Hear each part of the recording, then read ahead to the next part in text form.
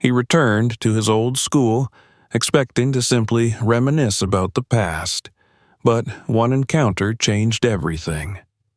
The 89-year-old janitor he knew as a child was still working because she had no choice. What he did next, no one could have predicted. Subscribe so you don't miss new stories, and post in the comments where you're watching from. The warm Hawaiian sun cast a golden hue over the city of Honolulu as the car glided through the familiar streets. Buses rumbled along their routes, palm trees swayed gently in the morning breeze, and the salty scent of the Pacific lingered in the air. Barack Obama sat in the back seat, his eyes scanning the cityscape, the same roads he had once walked as a teenager. He had spent years away, building a life in politics, traveling across the world, making history. But now, for the first time in years, he was back. Not for a speech, not for a political event, but simply to revisit his roots. As they approached the school, he felt a quiet nostalgia settle over him. Punahou School had changed over the years, but in many ways it still looked the same. The grand entrance, the rows of trees lining the campus, the familiar pathways that once led him to classes, to basketball practice, to moments that had shaped him. He had spent so many formative years here, dreaming of the future, never imagining that one day he would return as a former president of the United States. The car slowed to a stop in front of the main entrance. The driver turned back to him, waiting for confirmation before stepping out to open the door. Barack took a moment, his fingers resting lightly on the leather of the seat, his mind wandering through memories of early mornings, late-night study sessions, the sounds of laughter, the weight of textbooks in his backpack. "You sure you want to do this, sir?" the driver asked. Barack smiled, a quiet, knowing smile. Sometimes you need to go back to where you started to understand where you've ended up. He stepped out of the car, stretching slightly as he adjusted the collar of his light blue dress shirt. He had dressed casually. Nothing too formal, nothing to draw too much attention. A simple button-up, dark slacks, and the comfortable, worn shoes of a man who had walked many roads in his life. As he moved toward the entrance, a few students passed by, their chatter filling the air, the kind of easy conversations he remembered from his own school days. None of them paid him much attention, too absorbed in their own world to recognize him immediately. He was grateful for it. He wanted to soak in the atmosphere first, before the inevitable moment when someone would recognize him, before the quiet visit turned into something larger.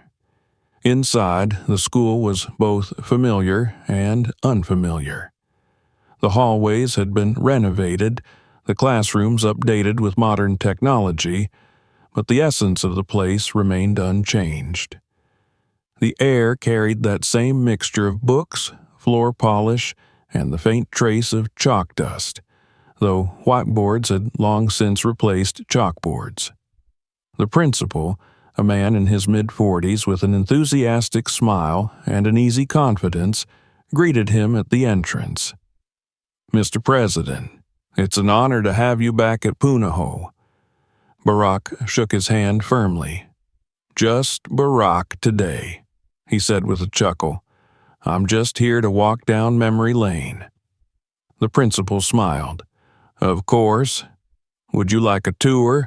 A lot has changed since you were last here." Barack nodded, and together they moved through the hallways, the principal pointing out various improvements: the new science wing, the upgraded athletic facilities, the expanded library. Barack listened with genuine interest, but his mind kept drifting, searching for remnants of the past. As they turned a corner, something caught his eye. A janitor, slowly making his way down the hall, methodically pushing a mop across the polished floor. Barack's steps slowed. The figure was small, hunched slightly, moving with a deliberate, careful rhythm. The gray uniform, The sturdy shoes, the familiar way she leaned into the mop handle, it all struck him with a sudden, sharp sense of recognition. He stopped walking. For a moment, he simply watched. The principal, noticing his pause, followed his gaze. "That's Mrs. Rodriguez," the principal said. "She's been here for as long as anyone can remember." The words hit Barack with a strange weight. Mrs. Rodriguez. He hadn't thought of her in years, decades even, but now, seeing her, memories came rushing back with startling clarity. He had been just a boy when he first met her, a quiet, observant woman who had been part of the background of his school days. She wasn't a teacher, she wasn't a coach, but she had been a presence, always there in the early mornings, wiping down desks before students arrived, sweeping hallways when everyone else had gone home. She was the one who had found his lost textbooks when he had misplaced them, the one who had given him a reassuring nod before a big test, the one who had offered small words of encouragement when he least expected them.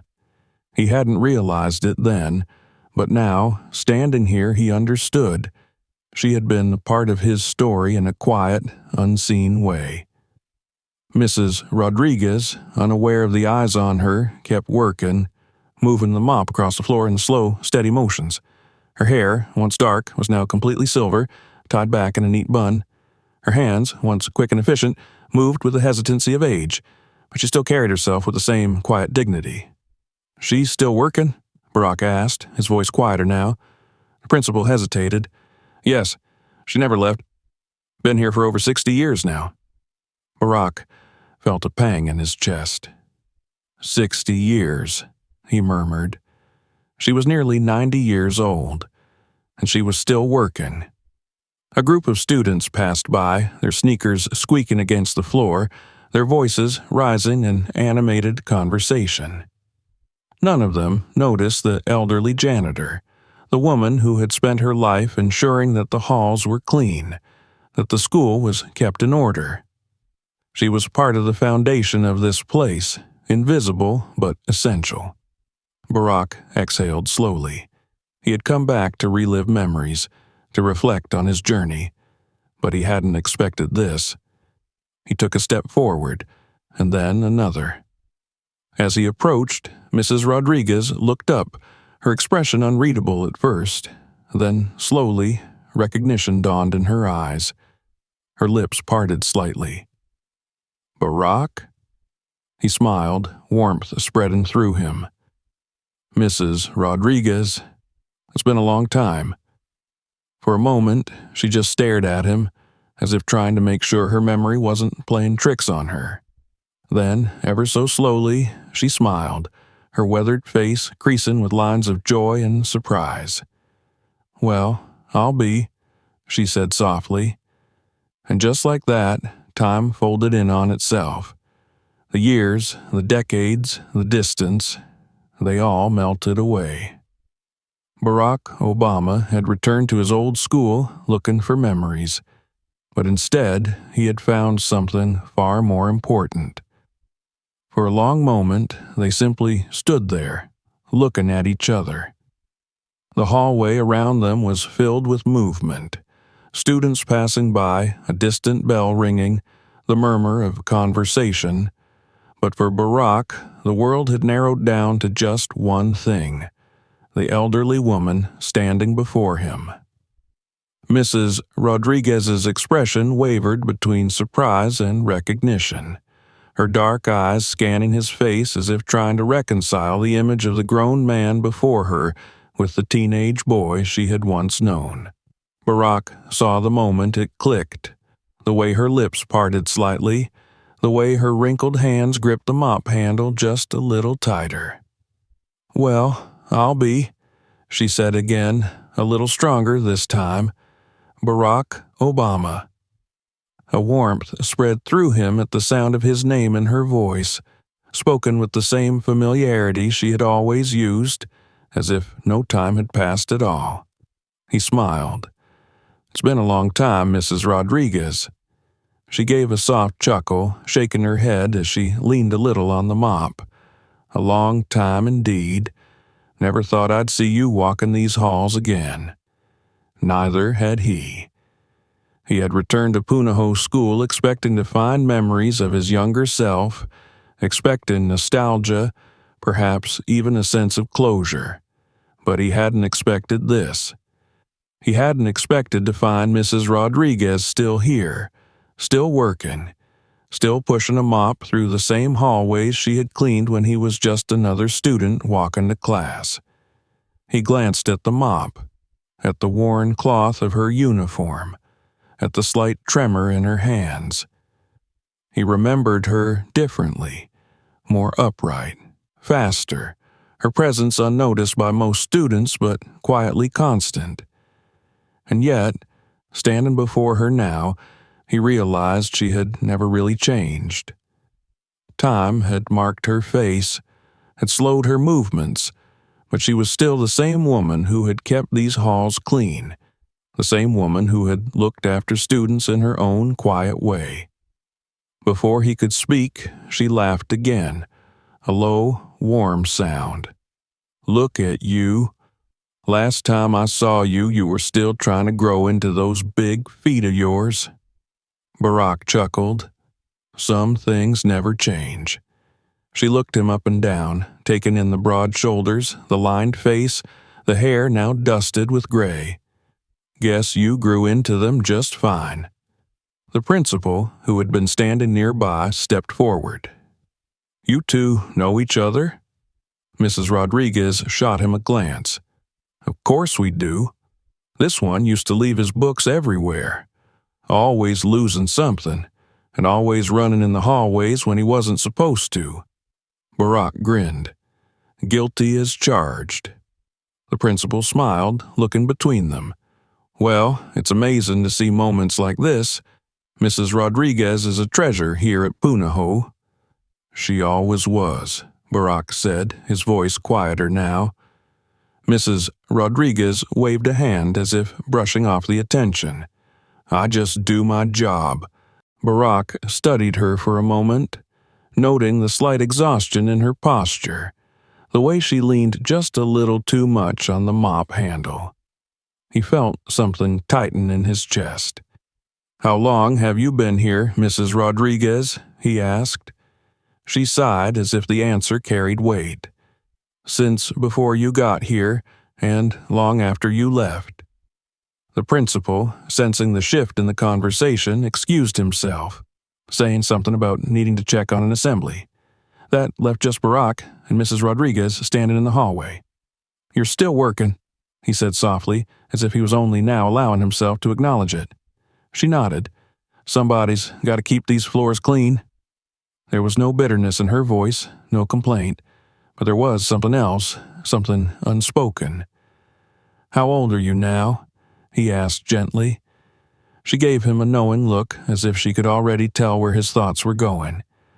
89, last time I checked." Barack exhaled slowly, running a hand over his jaw. 89. And still working. He felt an uncomfortable twist of something in his gut. Disbelief, concern, maybe even guilt. He had always thought of Mrs. Rodriguez as a permanent fixture in his memories, as someone forever rooted in the halls of Punahou. But he had never once considered what happened to her after the students left, after the years rolled by. 89, he repeated. "And you're still working full-time?" She shrugged. "Got nowhere else to be." The words were simple, but they struck him. For most people, retirement was a well-earned rest, a time to enjoy the years after decades of hard work. But Mrs. Rodriguez was still here, mopping floors, as if time had never given her the choice to stop. Something about that didn't sit right with him. She must have noticed the change in his expression because she let out another quiet chuckle. "Don't go looking at me like that, Barack. I'm not some helpless old woman." He smiled, though it didn't quite reach his eyes. "I wouldn't dare." For a moment, there was a silence between them. Then she shifted her weight, resting both hands on the mop. "What brings you back here anyway?" she asked. Barack glanced around at the walls lined with lockers, at the familiar layout of the school that had once been his world. "Just visiting. Thought I'd take a walk through the past." She nodded, as if she understood exactly what he meant. "Funny thing about the past," she said, tilting her head. "You go looking for memories, and sometimes you find people instead." He smiled, this time more fully. "Yeah, sometimes you do." She glanced down at her mop, then back up at him. "Well, don't let me keep you. These floors won't clean themselves." He hesitated, then asked, "What time do you get off?" Mrs. Rodriguez raised an eyebrow. "Why?" "I was thinking maybe we could catch up over some coffee, if you're not too busy." Something flickered in her expression, surprise, maybe even hesitation, but then she gave a small smile. 6 o'clock. I take the bus home." "I'll be here," he said. She studied him for a long moment, as if trying to decide whether to believe him. Then she gave a slow nod. "All right, then. I guess I'll see you at 6. As Barack walked away, he felt a strange mix of emotions swirling inside him. Nostalgia, certainly. Gratitude. But also something heavier, something that settled deep in his chest and refused to leave. He had come back to Punahou expecting to revisit memories of his youth, but he hadn't expected to find Mrs. Rodriguez still here, still working, still quietly sweeping the hallways of a school that had moved on without her. And he certainly hadn't expected to feel this overwhelming urge to do something about it. At precisely 6 o'clock, Barack Obama stood near the main entrance of Punahou School, waiting. The sky was shifting into the warm hues of an early Hawaiian evening, the breeze carrying the scent of the ocean. Students had long since left, their laughter and footsteps fading into the quiet lull that settled over the campus after hours. He glanced at his watch, then towards the entrance of the school building. A few minutes later, Mrs. Rodriguez appeared, pushing the heavy door open with some effort. She had changed out of her gray janitor's uniform into a simple floral blouse and beige slacks. Her hair, though still tied back in a neat bun, seemed less severe outside the context of work. She walked carefully, a slight limp in her step, her hands gripping the strap of a modest handbag slung over one shoulder. Barack smiled as he stepped forward. Right on time. She glanced up at him, then down at his car, a sleek black SUV parked a few steps away. She smirked. "I don't usually get rides like this after work." He chuckled. "Consider it a long overdue thank you." She hesitated for just a second before nodding. "All right, then." He opened the passenger side door for her, and she climbed in slowly, her movements careful, deliberate. Once she was settled, he closed the door and walked around to the driver's side. As they pulled away from the school, the city unfolded before them. Honolulu had changed over the years. Taller buildings, more traffic, new businesses lining the streets, but in many ways it was still the same place Barack remembered. Mrs. Rodriguez watched the city pass by with quiet observation, her hands folded neatly in her lap. "You still take the bus home?" he asked after a moment, and she nodded. "Every day. Been taking it for decades now." "Doesn't it get exhausting?" She let out a small chuckle. "Everything gets exhausting when you get to be my age." He glanced at her, the corners of his mouth twitching into a faint smile. "Fair enough." After a few more turns, they arrived at a small cafe tucked between a bookstore and a flower shop. It was a quiet place, not the kind that would attract crowds or unwanted attention. Barack had chosen it deliberately, a space where they could talk without interruption. Inside, the air was filled with the rich scent of coffee and baked goods. A few customers sat at small wooden tables, reading or working on laptops, paying little attention to the two new arrivals. Barack led the way to a corner table by the window, pulling out a chair for Mrs. Rodriguez before taking a seat himself. She eyed him for a moment before settling in. "Feels strange having coffee with you," she admitted. He raised an eyebrow. "Why's that?" She shrugged, glancing around the cafe as if searching for the right words. "You were just another kid once, a lanky, quiet one, always in your own head. And now you're—" She gestured vaguely, as if the weight of his title was too heavy to put into words. He smiled. "Still the same person." She scoffed. "I doubt that." The waitress approached and they placed their orders. Black coffee for her, a cappuccino for him. When the drinks arrived, Mrs. Rodriguez wrapped her hands around her cup, her fingers steady despite their age. "You've been at Punahou for how long now?" Barack asked, stirring his coffee absently. She thought for a moment. 62 years. He exhaled softly. "That's a lifetime." She nodded. "Pretty much." He hesitated before asking the next question. "And you're still working because—" For the first time she looked away, her gaze drifting toward the window. A long silence stretched between them, and for a moment Barack thought she might not answer. But then she sighed, a sound heavy with years of quiet endurance. "Because I don't have a choice." The bluntness of her response caught him off guard. "My pension isn't enough," she continued. "Hasn't been for a long time. Prices go up, bills pile up, and Social Security barely covers the basics. And then there's the medical expenses. That's the real killer." Barack felt a slow, sinking weight settle in his chest. "You don't have family who can help?" he asked carefully. Her lips pressed into a thin line. "My son lives in California. My daughter's in Texas. They've got their own families, their own lives. They send what they can, but I never wanted to be a burden." The word burden made something tighten in his throat. "So you just kept working," he said softly. She nodded. "What else was I supposed to do?" He leaned back in his chair, running a hand over his jaw. He had seen poverty in many places, had worked to address inequality on a national and even global scale. But there was something deeply unsettling about seeing it here, so close, in the life of someone he had once known. The woman who had spent her life quietly keeping things in order, who had made sure that students like him had a clean, safe place to learn, was now struggling just to keep herself afloat.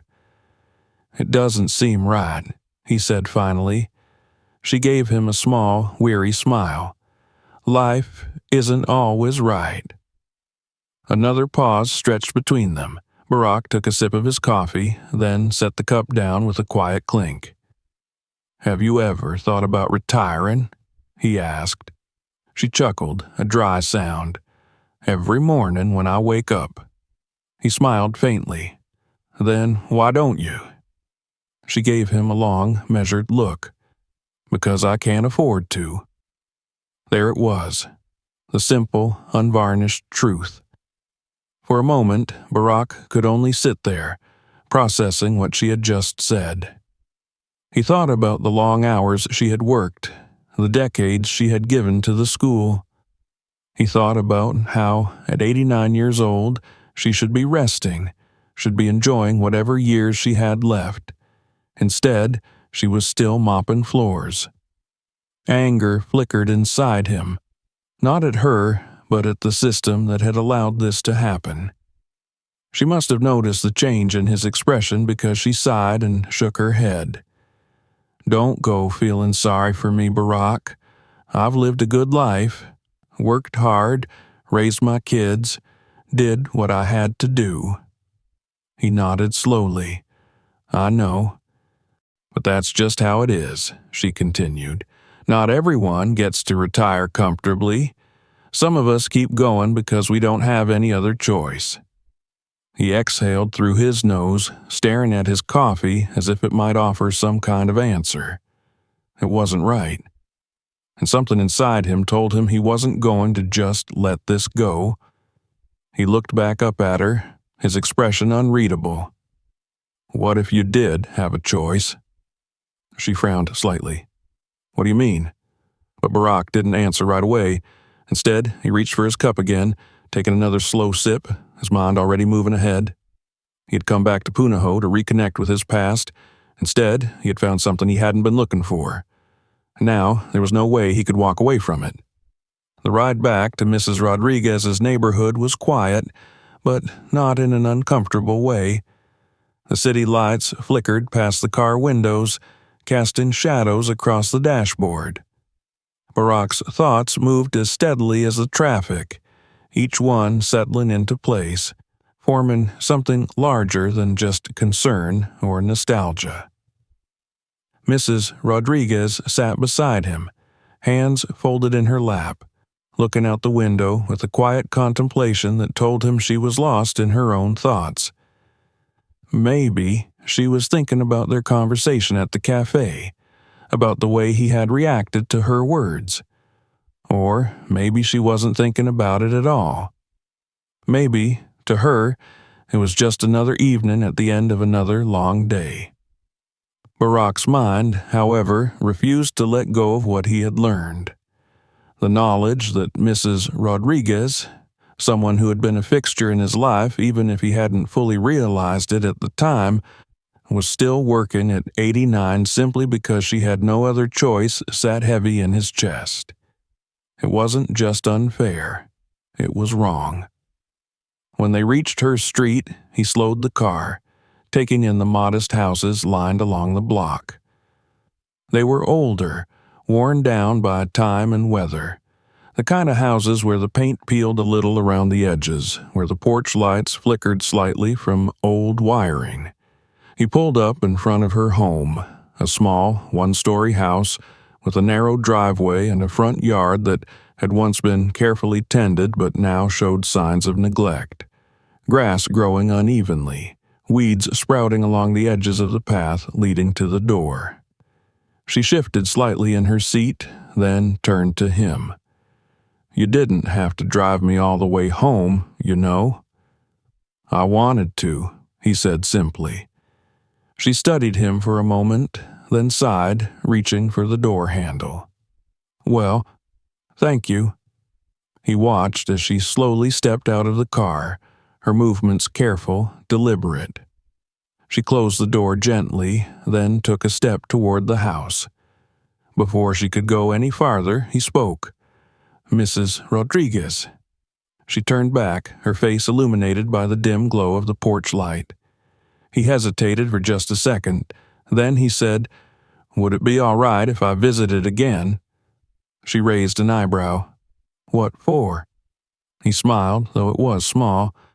I just feel like we have more to talk about.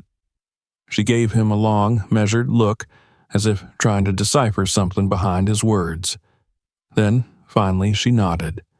All right, Barack. If you want to visit an old lady, I won't stop you. He chuckled.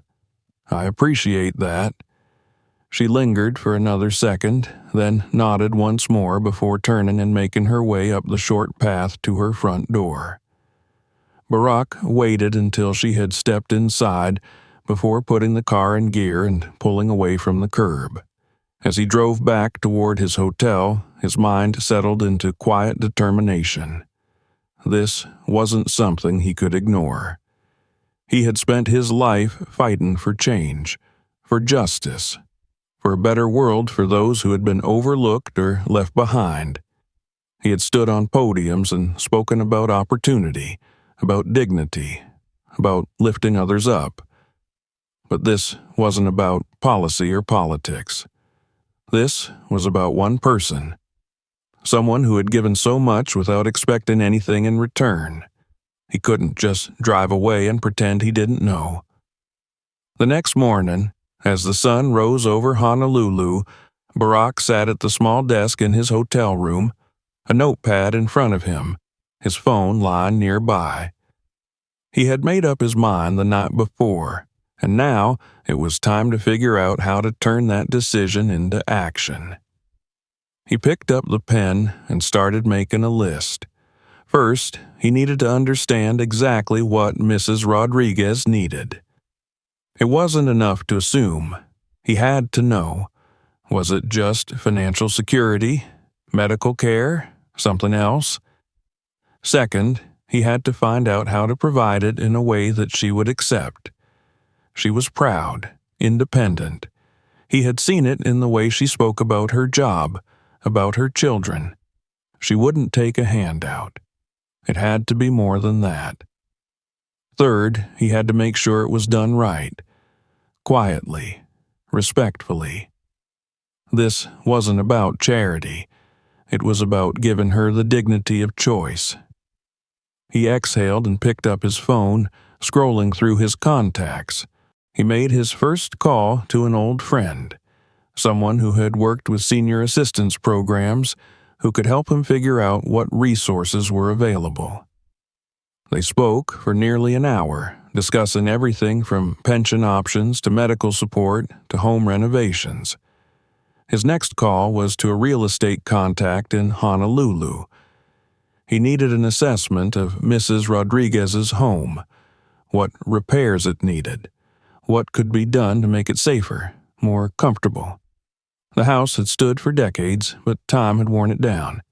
If she was going to stay there, it needed to be a place where she could move easily, without struggling to get up steps or navigate narrow hallways. After that, he called a financial advisor. If Mrs. Rodriguez wouldn't accept direct financial assistance, then maybe there was another way. Something structured, something official, something that would provide for her without making her feel like she was taking a gift.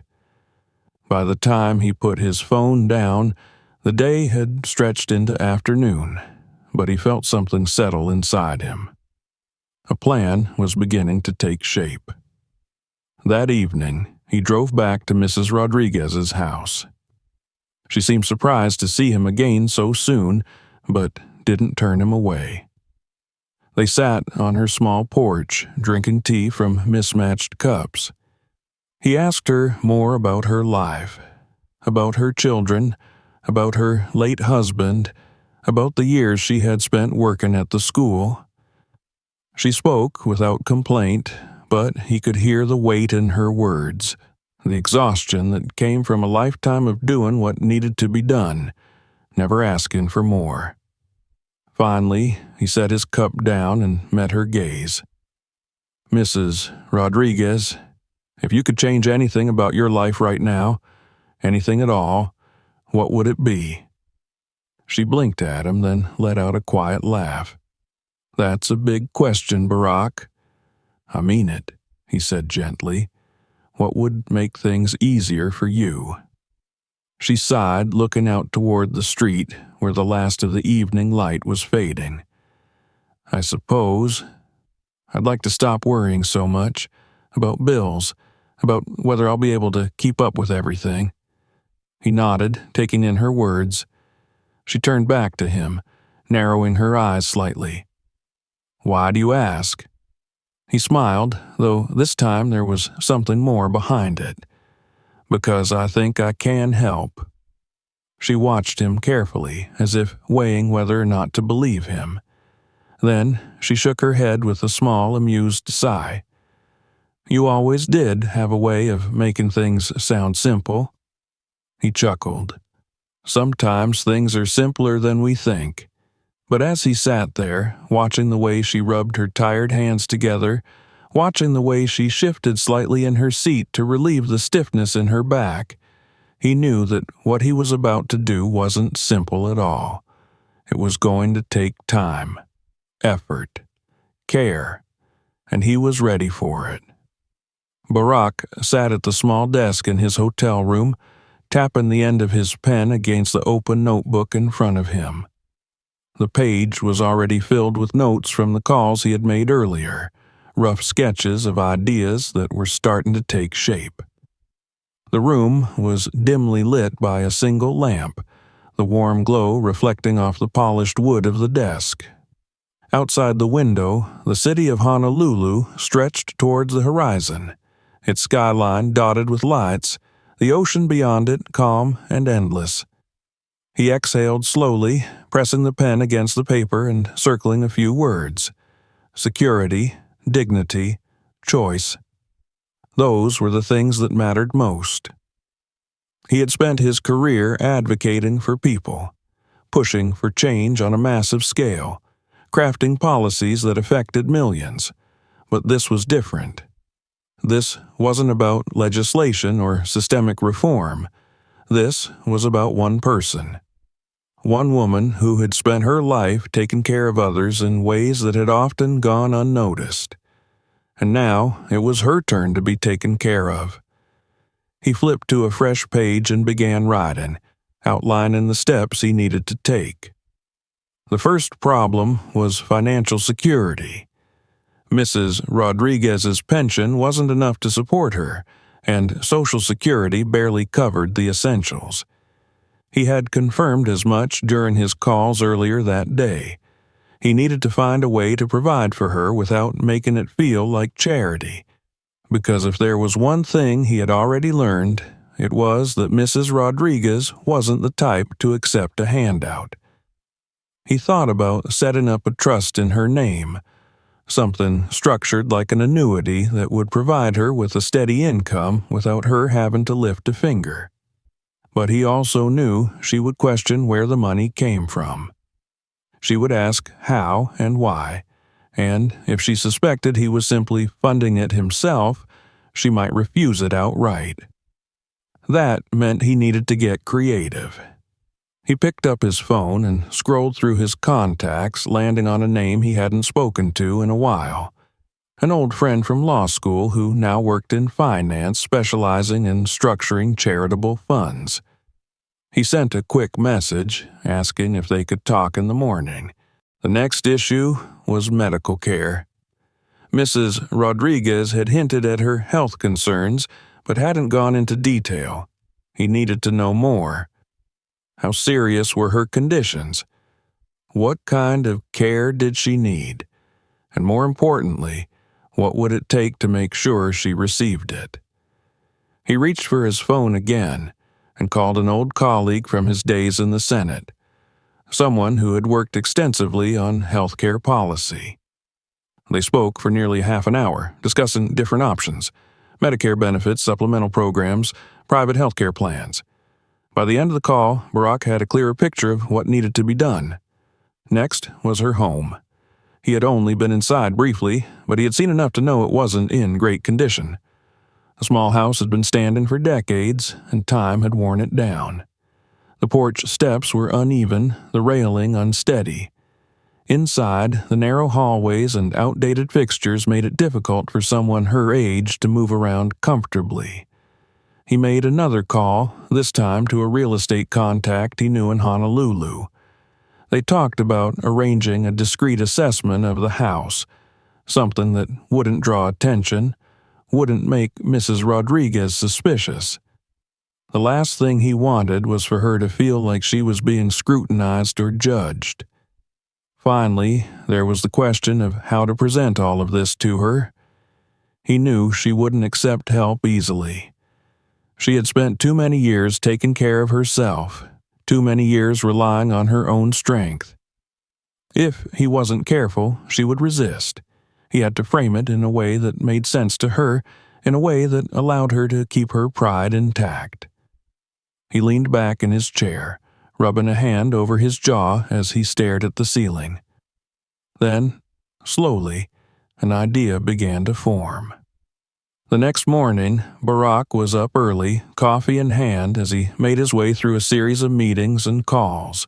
His friend in finance helped him outline a plan for setting up a fund in Mrs. Rodriguez's name, something that would look and function like a retirement account, but without her having to contribute to it.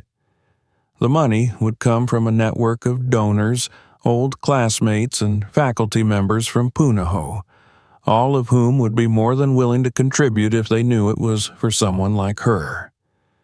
He arranged for a quiet medical consultation through a local clinic, ensuring that Mrs. Rodriguez would be given a full checkup at no cost to her.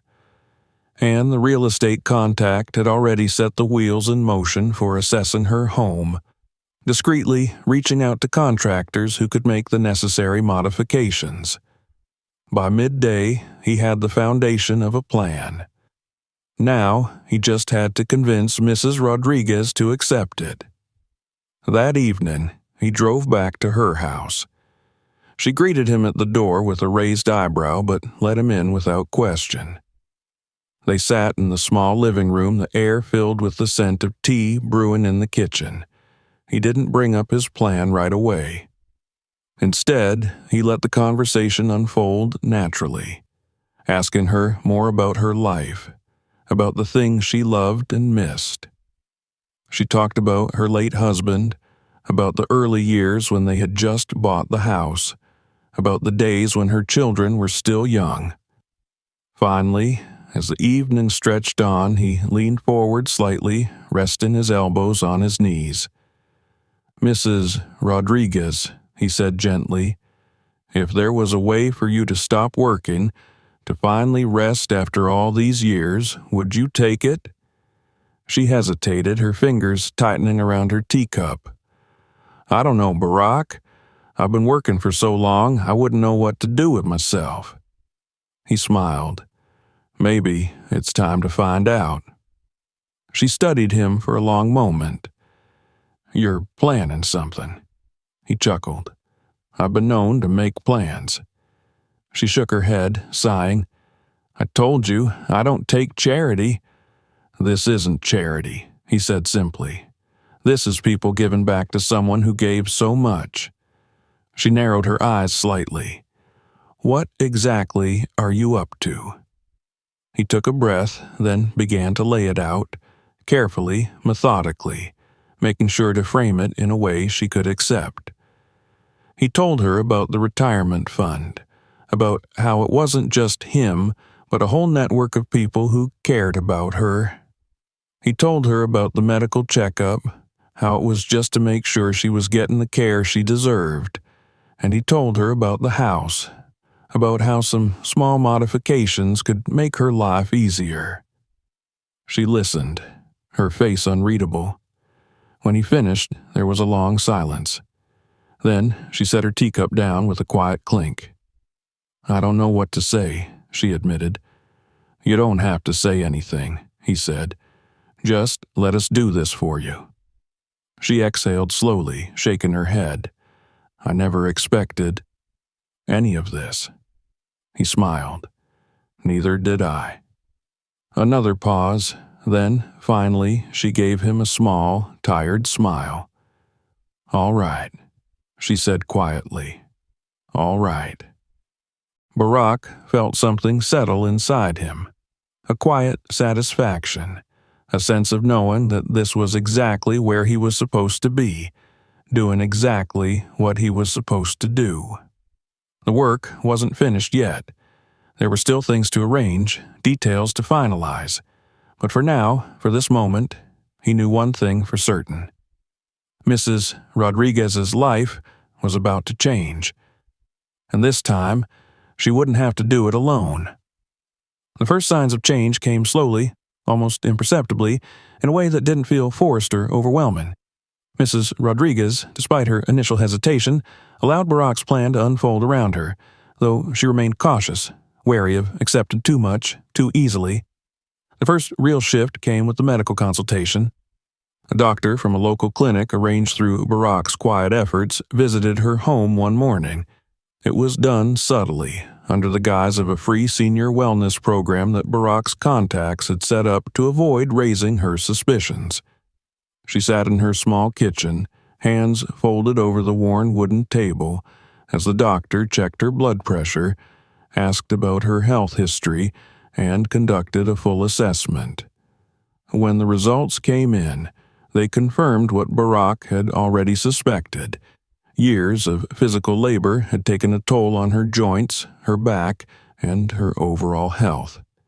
She had arthritis in both knees, early signs of osteoporosis, and untreated high blood pressure. The doctor recommended physical therapy, adjustments to her home environment, and, most critically, rest. Mrs. Rodriguez predictably brushed it off at first.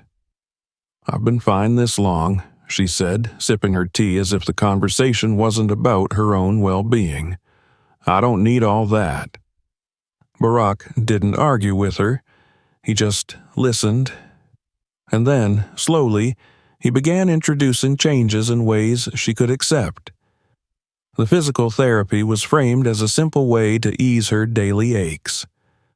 A new chair, designed for back support, appeared in her kitchen with no explanation other than, "It was just sitting in storage, figured you might like it."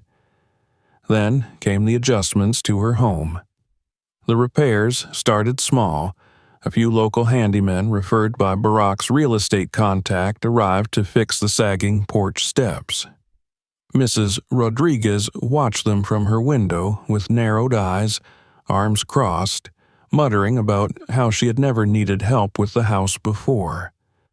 But she didn't stop them. Then came the railing in the bathroom, the widening of the doorways, the small but significant changes that made it easier for her to move through her own home.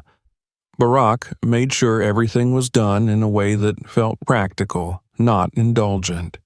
He knew she wouldn't accept luxury, but she would accept necessity. And then, finally, there was the matter of her retirement. The trust fund had been carefully arranged, structured so that she wouldn't have to touch it directly. It simply deposited a monthly sum into her account, just enough to cover her expenses comfortably. It was framed as an expansion of her existing pension, with anonymous contributions from former students, teachers, and community members who had once been touched by her kindness. Barack knew she would never accept it if she thought it came solely from him. When she saw the first deposit, she called him immediately. "Barack," she said, her voice sharp with suspicion, "what is this money?" "It's yours," he said calmly, "from people who care about you. I didn't ask for this. You didn't have to." A long silence stretched between them. He could almost hear her thinking, weighing whether she could allow herself to accept what was being given. Finally, she exhaled. "So what am I supposed to do now?" "You stop working," he said gently. "You rest." Another silence. Then, in a voice so quiet he almost didn't hear it, she said, "I don't know how." That was the hardest part. For more than 60 years, she had worked. Waking up early, putting on the same uniform, pushing the same mop, wiping down the same desks. She had spent a lifetime taking care of things, of people, of spaces that weren't even her own. The idea of stopping, of stepping back and allowing the world to take care of her for once, was foreign. The following week, Barack met her at Punahou School for what would be her final day. She had agreed, though reluctantly, to retire. The school administration, after some persuasion, had planned a quiet farewell gathering in the staff lounge.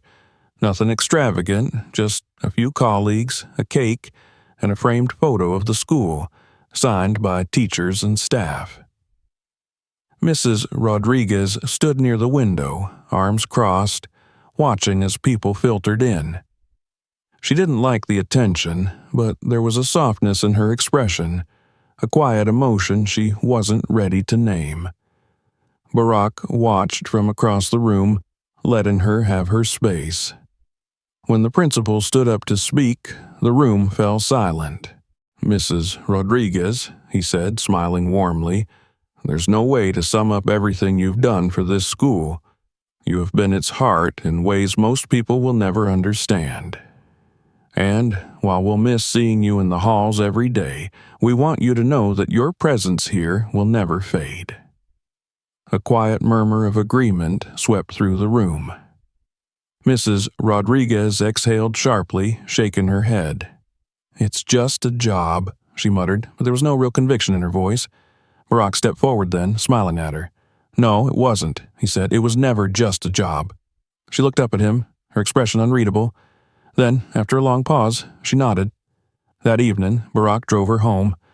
The car was silent for most of the ride, but it wasn't an uncomfortable silence. Mrs. Rodriguez stared out the window, her hands folded in her lap, her posture relaxed in a way he hadn't seen before. When they reached her house, she sat still for a moment before turning to him. "You really did all this?" He met her gaze. "Not just me. A lot of people." She studied him, her dark eyes thoughtful. Then she nodded, as if finally allowing herself to believe it.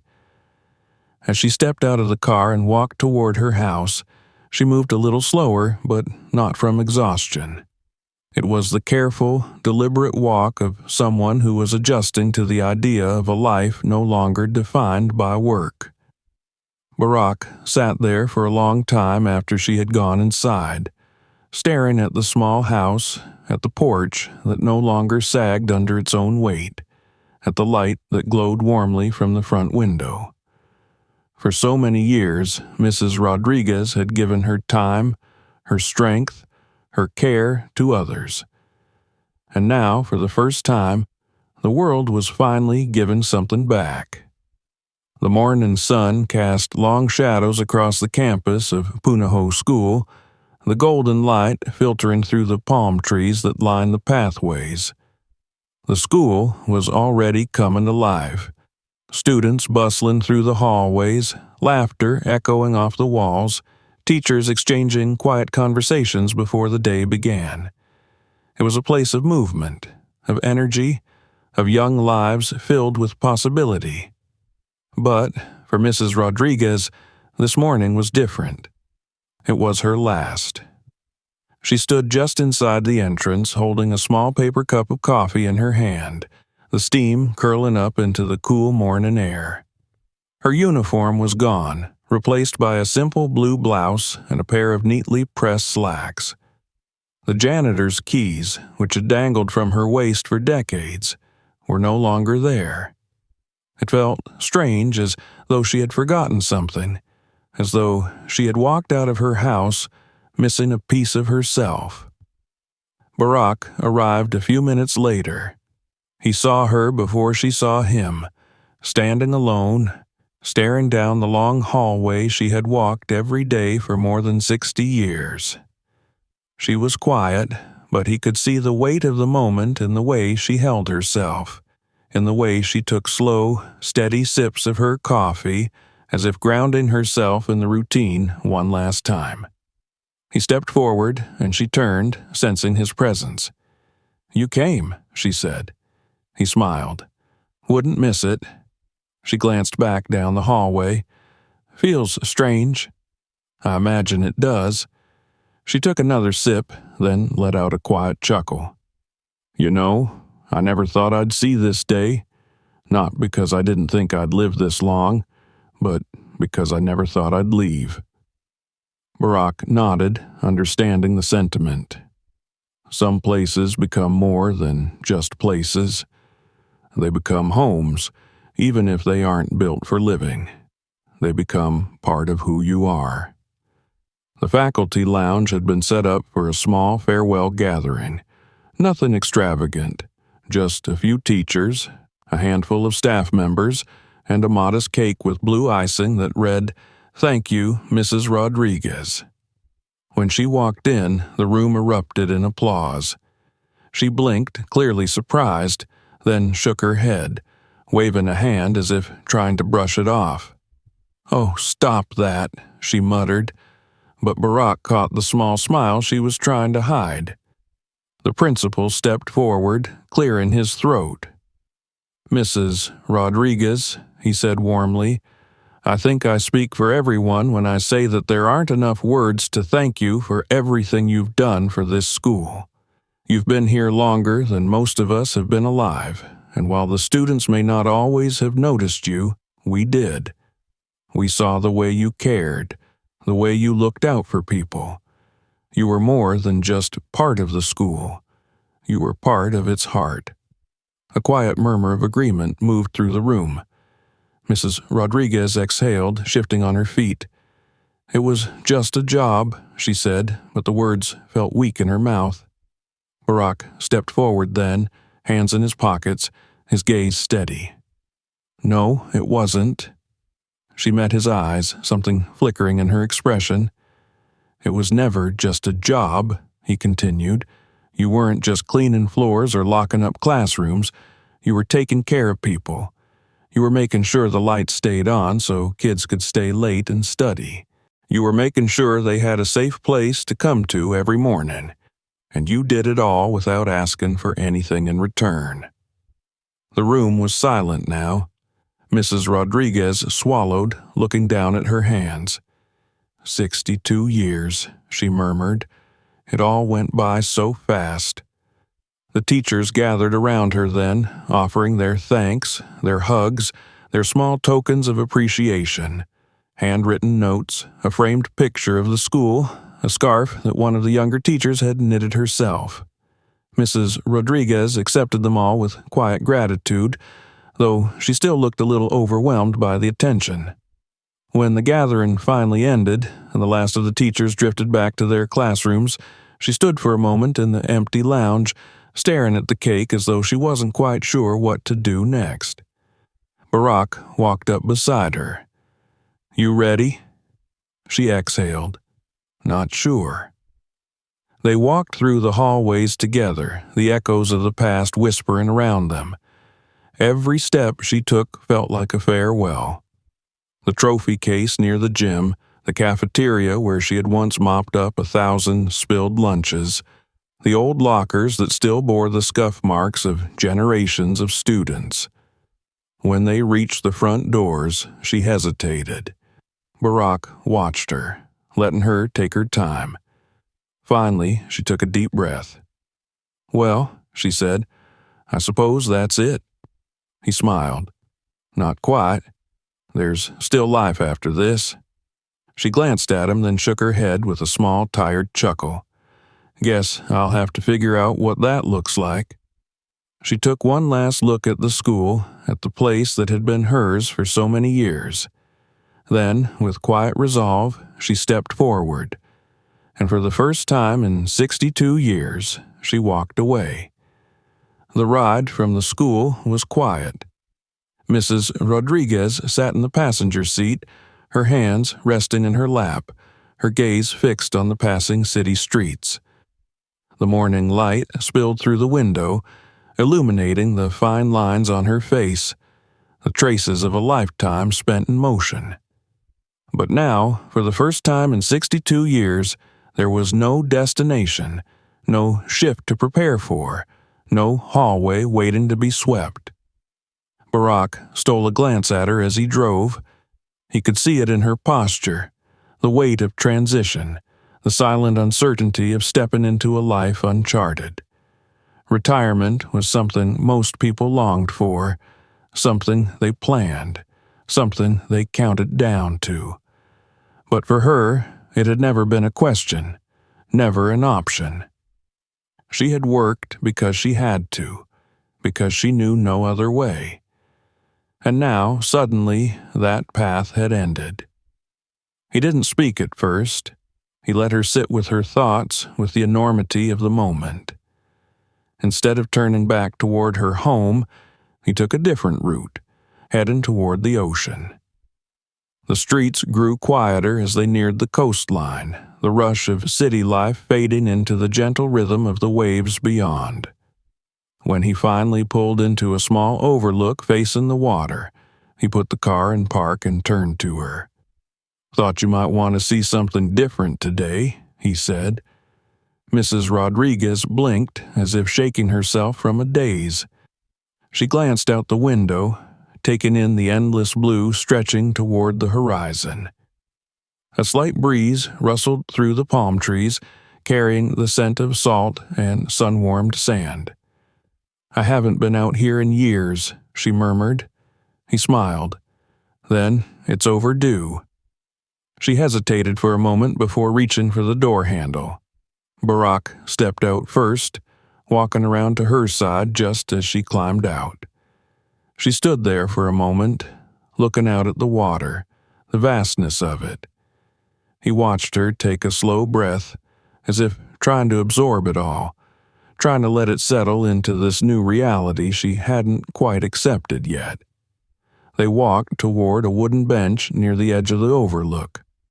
The view was uninterrupted, nothing but sea and sky stretching endlessly ahead. She sat down carefully, folding her hands in her lap, while Barack took the spot beside her. For a long time, neither of them spoke. The waves rolled in, steady and sure, the sound of them rhythmic and familiar. Then, finally, Mrs. Rodriguez exhaled a quiet laugh. "Well," she said, "here I am." Barack turned to her. "How does it feel?" She thought for a moment, then shook her head. "Strange, like I should be somewhere else, doing something. It's like—" She hesitated, searching for the right words. "It's like stepping into a house you've never been in, but somehow it's supposed to be yours." He nodded, understanding. "It's going to take time." She sighed, rubbing her hands together slowly. "You know, Barack, I never really thought about this. What comes after work? What happens when you stop moving? When you stop being needed?" He frowned. "You think you're not needed anymore?" She let out a small, dry chuckle. "I spent my whole life making sure things were clean, making sure things were in order. People don't think about janitors much, and that's fine. I never wanted to be noticed. But when you're the person in the background, the person who fixes things when no one's looking, you get used to the feeling that you have a purpose, even if no one sees it." She looked out at the water again. "And now, I don't know. It feels like I left something behind. Like I forgot to lock up one last time." Barack leaned forward, resting his elbows on his knees. "You didn't leave anything behind, Mrs. Rodriguez. You gave something, 62 years of work, of care, of quiet kindness. That doesn't just disappear because you're not there anymore." She gave him a sideways glance. "You always did have a way with words." He smiled. "I mean it." She was quiet for a moment, then sighed. "I guess I just don't know what to do now. What do people even do when they retire?" Barack chuckled. "A lot of things. Travel, read, spend time with family. Some pick up new hobbies. Some just rest." She raised an eyebrow. "Rest?" "Yes," he said, amused by her skepticism. "You'd be surprised how nice it is." She shook her head. "I wouldn't even know how to start." "Well," he said, gesturing toward the ocean, "this is a pretty good place to practice." She looked at the waves again, watching the way they moved, endless and unbothered. Then, slowly, she nodded. "I suppose it is." They sat there for a while, the ocean stretching before them, the world still moving, but for once, Mrs. Rodriguez did not have to move with it. In the following weeks, the changes settled in gradually. The retirement checks arrived on schedule, and though she still eyed them suspiciously at first, she didn't refuse them. The house felt different, easier, safer. She moved through it without the same aches, without the same caution. The bus no longer dictated her mornings. The weight of obligation slowly lifted. At first, she didn't know what to do with her time.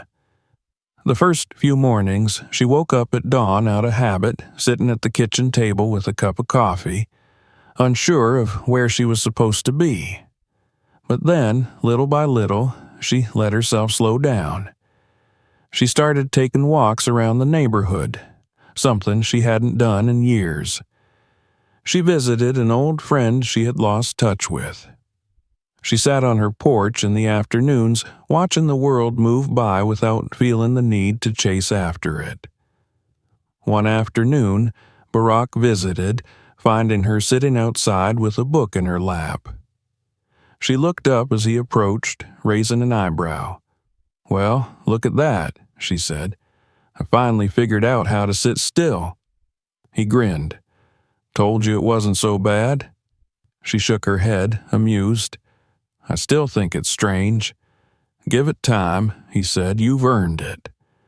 She was quiet for a moment, then looked at him thoughtfully. "You know, when you first showed up at the school, I didn't expect any of this." "Neither did I," he admitted. She nodded, as if accepting that answer. Then she looked back at her book, smoothing her fingers over the worn cover. "I guess I should say thank you," she said. Barack smiled.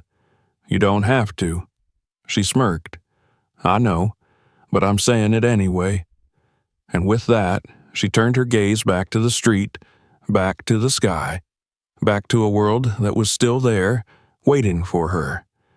Not as something she had to take care of, not as something she had to clean or fix, but as something she could finally enjoy. If you enjoyed this story, make sure to subscribe so you don't miss the next one. Watch more videos like this and share it with others who might find it inspiring.